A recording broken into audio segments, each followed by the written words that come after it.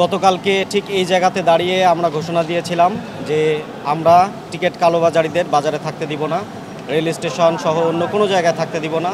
তাদেরকে তাদের যে দৌরাত্ম্য, এই দৌরাত্ম্য আমরা বন্ধ করব। এটা হুঁশিয়ারির সাথে একই সাথে সতর্ক বার্তাও ছিল তাদের জন্য, কিন্তু আমরা আসলে খোঁজ নিয়ে দেখেছি যে এই দৌরাত্ম্য বন্ধ হয়নি। আমরা দিন থেকে শুরু করে রাত পর্যন্ত আমরা আমাদের গোয়েন্দা নজরদারি আরও বৃদ্ধি করেছিলাম এবং মূলত রাতের বেলায় আমরা আমাদের এই অভিযান শুরু করি। রাতের চলমান অভিযান 2 থেকে 3 ধাপে আমরা পরিচালনা করি। এই 2-3 ধাপে পরিচালনা করে আমরা এই ঢাকা শহরের এই কমলাপুর সহ বিভিন্ন স্থান থেকে সর্বমোট 10 জনকে গ্রেফতার করতে সক্ষম হয়েছি। এর পাশাপাশি 2 জন, একটি চক্রের 2 জন যারা ঠাকুরগাঁয়ে অবস্থান করছিল তাদেরকে র্যাব 13 সহায়তায় ঠাকুরগাঁ থেকে গ্রেফতার করা হয়েছে। অর্থাৎ মোট 12 জনকে আমরা আমাদের এই গোয়েন্দা নজরদারির ভিতরে এনে আমরা গ্রেফতার করতে সক্ষম হয়েছি। আমি যদি একটু বর্ণনা করি, প্রথম যে চক্রটি, এর ভিতরে 2 ধরনের চক্র। এক ধরনের চক্র যারা অনলাইনে টিকিট যখন আপলোড হয় তখন ভুয়া এনআইডি, ভুয়া সিম কার্ড ব্যবহার করে সেই টিকিটগুলি কেটে ফেলে এবং তারা ফেসবুক পেজে বিজ্ঞাপন দিয়ে চড়া দামে বিভিন্ন ব্যক্তিবর্গের কাছে এই টিকিটের সফট কপি পাঠিয়ে দেয় এবং সেই দামটা বিকাশ, নগদ সহ অন্যান্য যে মোবাইল মানি আছে তাদের মাধ্যমে এই অর্থ বুঝে নেয়। এর পাশাপাশিও তারা আসলে সশরীরে উপস্থিত হয়েও বিভিন্ন স্থানে এই টিকিট বিক্রি করে। তো আমরা ঠিক এই রকম একটি চক্রের 2 জনকে মূলত মৌচাক মোড়ের যেই সংলগ্ন এলাকা সেখান থেকে আমরা গ্রেফতার করতে সক্ষম হই। এদের একজনের নাম মানিক, আর একজনের নাম বকুল। মানিক এবং বকুলের সাথে আমরা প্রথমে কথা বলে জানতে পারি যে মানিক মূলত সোহেল নামে একজন এবং ঠাকুরগাঁয়ে অবস্থিত আবু, রায়হান এবং আনিস নামে আরও একজন ব্যক্তি, এই 4 জন ব্যক্তির মাধ্যমে এই যে টিকিট কালোবাজারির যে ব্যবসা, সেই ব্যবসায় আসে। তার কাছে যে আলামত আমরা তাদের মোবাইল থেকে পাই সেটি আমি যেভাবে বর্ণনা করলাম, যে প্রচুর পরিমাণের টিকিট যেগুলি ভবিষ্যতের টিকিট, অর্থাৎ আগামী 10 দিনের টিকিট, যেগুলি তাদের মোবাইলে সংরক্ষণ রয়েছে, হার্ড কপিও তাদের কাছে রয়েছে, সেগুলি তারা বিভিন্ন ক্রেতাদের কাছে প্রায় 2 থেকে 3 গুণ দামে বিক্রি করছে। অর্থাৎ দিনাজপুরের একটি টিকিট তারা বিক্রি করছে ন্যূনতম 3000 টাকায়। মানিক এবং বকুলকে ধরার পরে আমরা র্যাব 13 সাথে যোগাযোগ করার পরে র্যাব 13 অভিযান পরিচালনা করে এবং তারা সেখান থেকে আবুকে গ্রেফতার করতে সক্ষম হয়নি, কিন্তু আনিস এবং রায়হান এই 2 জনকে তারা গ্রেফতার করতে সক্ষম হয়। এই রায়হান সে মূলত একটি কম্পিউটারের দোকানে কাজ করে। তার 2টি কম্পিউটার এই একই কাজে ব্যবহৃত হয়, মূলত ভুয়া এনআইডি এবং ভুয়া সিম ব্যবহার করে অনেকগুলি টিকিট একসাথে কেটে নেওয়ার দায়িত্বটি সে পালন করে সে ঠাকুরগাঁ থেকে। তো এই রায়হান, আনিস, সোহেল এদের একটি বড় হোয়াটসঅ্যাপ গ্রুপ আছে, যেই গ্রুপটি মূলত হোলসেলার যারা এবং এই সব টিকিটের যারা খুচরা ব্যবসায়ী তাদের ভিতরে বিভিন্ন তথ্য কথা আদান প্রদান হয়, তাদের মাধ্যমে টিকিটের ডিমান্ড আগে থেকে নিয়ে নেয়। সেই অনুযায়ী রায়হান ওই ঠাকুরগাঁ থেকে এটা পরিচালনা করে এই টিকিটগুলি এদেরকে সাপ্লাই দেয়। এর পাশাপাশি এরা যারা ঢাকাতে অবস্থান করছে তারাও নিজেরা ভুয়া সিম এবং এনআইডি সংগ্রহ করে তারাও এই টিকিট কাটা এবং টিকিট বিক্রির কাজটি করে আসছিল। আমরা যেটা দেখতে পেরেছি, র্যাব 13-র মাধ্যমে জানতে পেরেছি যে আবু এবং মুসা এবং রায়হান এবং আনিস এই 2 জন, সোহেল এবং মানিক এই 2 জনের কাছে এই টিকিটগুলি পাঠাতো এবং তারপরে মানিক এবং বকুল, সোহেল সহ তারাও একসাথে এই টিকিটগুলি বিভিন্ন ব্যক্তিবর্গের কাছে ফেসবুক পেজে বিজ্ঞাপন দিয়ে এই টিকিটগুলি বিক্রি করত। নগদের কাছে সব গ্রাহকই প্রিয়, তাই তো সারা দেশে ক্যাশ আউট চার্জ সবচেয়ে কম।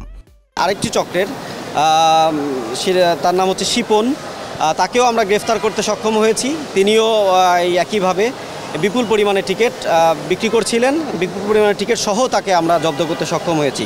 তো আমি যে কয়জনের বর্ণনা দিলাম এরা মূলত অনলাইন কেন্দ্রিক, এই 7 জন, 5 জন ঢাকাতে এবং 2 জন হচ্ছে ঠাকুরগাঁয়ে, সর্বমোট 7 জন যারা অনলাইনে টিকিট কিনে ফেসবুকের মাধ্যমে বিজ্ঞাপন দিয়ে টিকিট কেনা বেচার কাজ করছিল, ফিজিক্যালি টিকিট বিক্রি করছিল এবং নিজেদের ভিতরে হোয়াটসঅ্যাপ গ্রুপের মাধ্যমে এইসব টিকিটের আদান প্রদান এবং টিকিট দেওয়া নেওয়া এবং টাকা আদান প্রদানের যে সমস্ত বিষয় তারা আলোচনা করার সেগুলি এই হোয়াটসঅ্যাপ গ্রুপে করে থাকে।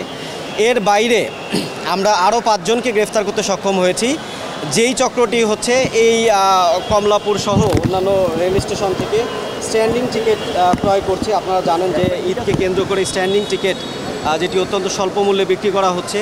তো 60 থেকে 75 টাকায় এক একটা টিকিট ক্রয় করে তারা 150 থেকে 200 টাকায় যাত্রীদের কাছে বিক্রি করছে, যারা এখানে দাঁড়িয়ে স্ট্যান্ডিং টিকিট পাচ্ছে না।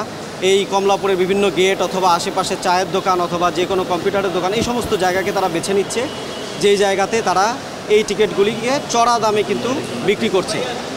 তো এই গ্রুপের আমরা আরও 5 জনকে আমরা গ্রেফতার করতে সক্ষম হয়েছি। তো সর্বমোট ঢাকা থেকে আমরা 10 জন এবং ঢাকার বাইরে ঠাকুরগাঁ থেকে 2 জন, 12 জনকে আমরা মোটামুটি এই টিকিট কালোবাজারির সাথে জড়িত প্রমাণ সাপেক্ষে আমরা গ্রেফতার করতে সক্ষম হয়েছি। আমরা বলেছি যে গতকালকে যেহেতু বলেছি যে আমরা আপনাদেরকে কথা দিয়েছিলাম, আমরা অঙ্গীকার করেছিলাম যে আমরা এই টিকিট কালোবাজারিদের বিরুদ্ধে আমাদের কঠোর হাতে দমন করার যে পদক্ষেপ সেটি আমরা বাস্তবায়ন করব। আমরা সেটি আসলে কিন্তু বাস্তবায়ন করলাম। আমরা যদি বলি যে মাত্র 1 থেকে 1 ঘন্টার মতো আগে আমরা তাকে গ্রেফতার করতে সক্ষম হয়েছি।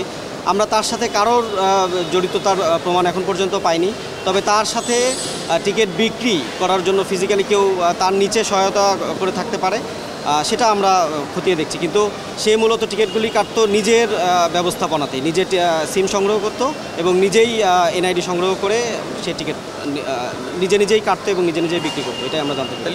আমি এখানে 3টি চক্রের কথা বলেছি, অনলাইনে 2টি চক্রের কথা বলেছি, আর যেটি ফিজিক্যালি টিকিট কিনে বিক্রি করছে এরকম আরেকটি চক্রের কথা বলেছি। অনলাইনে যেই চক্র, প্রথম চক্রের যে মূল হোতা সেটি হচ্ছে সোহেল, দ্বিতীয় চক্রের যে মূল হোতা সেটি আমি বলেছি যে আরিফুল, আর তৃতীয় যে চক্র যারা যে কাউন্টার থেকে টিকিট কিনছে এবং বিক্রি করছে তারা আসলে নিজেরাই ব্যক্তিগতভাবে এই কাজটি করছে, তবে তাদের প্রত্যেকের সাথে একজনের সাথে আরেকজনের যোগাযোগ। আমরা এই পর্যন্ত আমি নিশ্চিত এখনও গণনা চলছে, তবে 4 থেকে 500 অরিজিনাল টিকিট যেগুলি যাত্রাযোগ্য এরকম টিকিট কিন্তু আমরা গ্রেফতার করেছি। আপনারা দেখেছেন কিছু যেগুলি হার্ড কপি আছে সেগুলির ফুটেজ দেওয়া হয়েছে, যেগুলি সফট কপি এখনও আমরা আসলে মোবাইলে যে পর্যবেক্ষণ আমরা সেটি অব্যাহত রেখেছি, আমরা শেষ হলে জানাতে পারবো।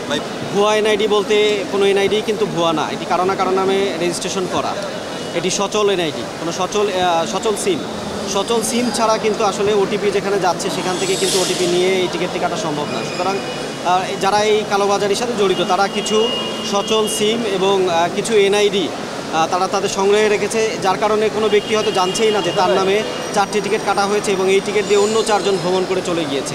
তো বিষয়টি এইভাবে হয়েছে। আচ্ছা, যারা ব্যবসা করছে তারা একজন আরেকজনের কাছ থেকে এই ইয়েগুলো সংগ্রহ করছে, ইনফরমেশনগুলি সংগ্রহ করছে।